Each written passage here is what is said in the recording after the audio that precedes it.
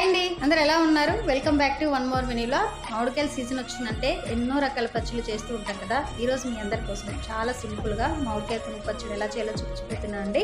ఇది ఒక్కసారి చేసుకుంటే 1 మంత్ వరకు ఫ్రెష్గా నిలువ ఉంటుంది. నేను ఇందుకోసం 2 మామిడికాయలు శుభ్రంగా వాష్ చేసి తుడుచుకొని చిన్న చిన్న ముక్కలుగా కట్ చేసి మిక్సీ జార్లో వేసి ఒక పల్స్ ఇస్తే మనకి తురుములాగా తయారవుతుంది.